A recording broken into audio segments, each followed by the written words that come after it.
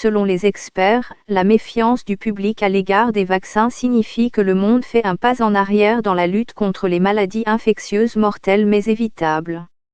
La plus grande étude mondiale sur les attitudes des populations à l'égard de la vaccination montre que la confiance est très faible dans certaines régions.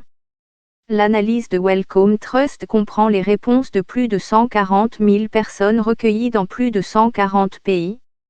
En Occident, le luxe de ne pas se faire vacciner. L'Organisation mondiale de la santé, OMS, classe désormais les réticences à se faire vacciner parmi les 10 principales menaces pour la santé mondiale.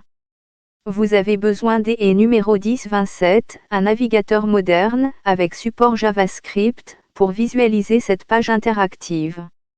L'enquête a également interrogé les gens sur leur point de vue au sujet des scientifiques.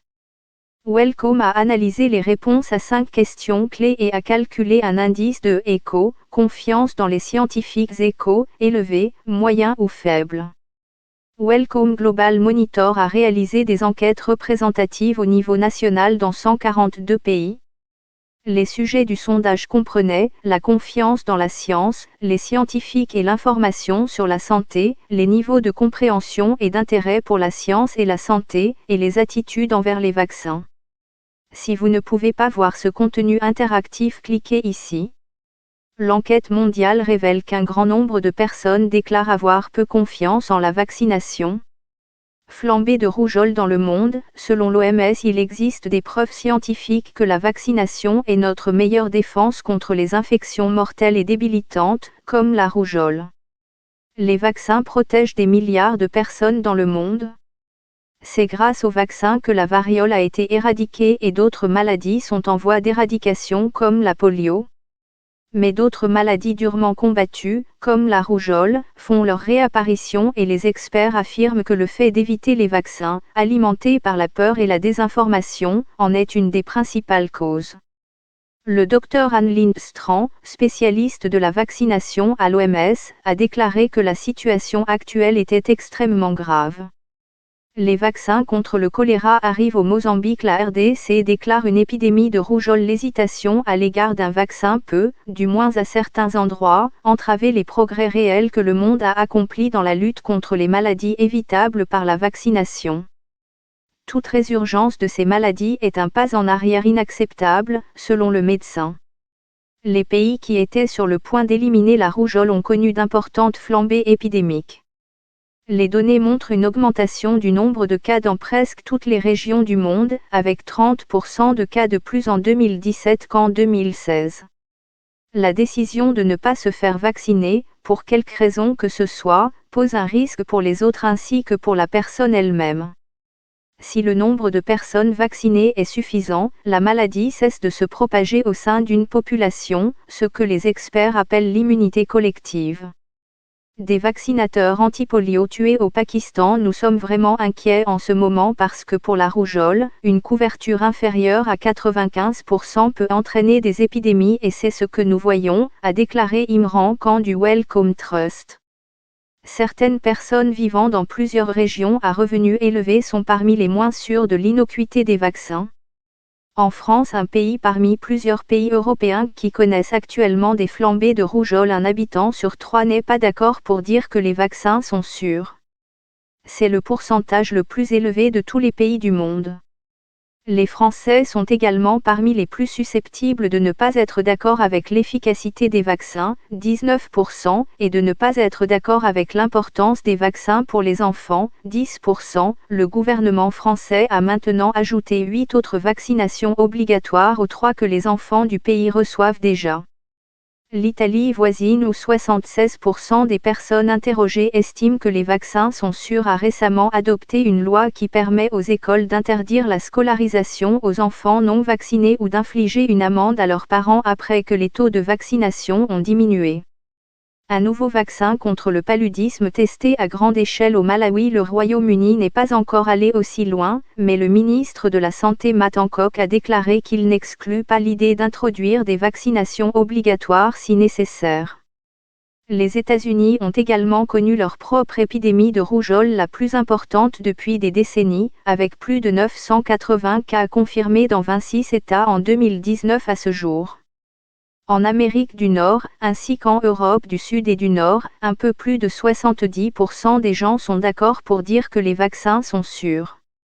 En Ukraine, qui a enregistré le plus grand nombre de cas de rougeole en Europe l'an dernier, 53 218 au total, seulement 50% des gens sont d'accord que les vaccins sont efficaces.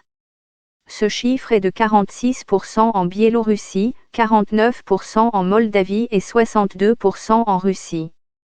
La plupart des gens dans les régions à faible revenu s'entendent pour dire que les vaccins sont sûrs. Le nombre le plus élevé se trouve en Asie du Sud, où 95% des gens sont d'accord, suivi par l'Afrique de l'Est, où ce chiffre est de 92%. Le Bangladesh et le Rwanda sont presque tous d'accord sur l'innocuité et l'efficacité des vaccins et ont atteint des taux de vaccination très élevés malgré les nombreux défis que pose l'acheminement physique des vaccins aux populations.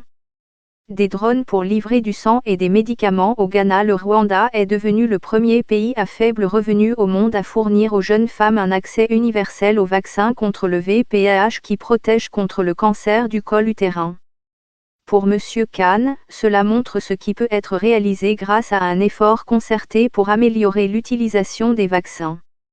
Dans l'enquête, les personnes qui font davantage confiance aux scientifiques, aux médecins et aux infirmières sont plus susceptibles d'être d'accord pour dire que les vaccins sont sûrs.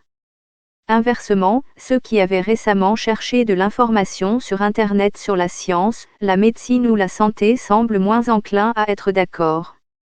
Le rapport Wellcome n'explore pas toutes les raisons du manque de confiance, mais les chercheurs affirment qu'il y a probablement de nombreux facteurs en jeu.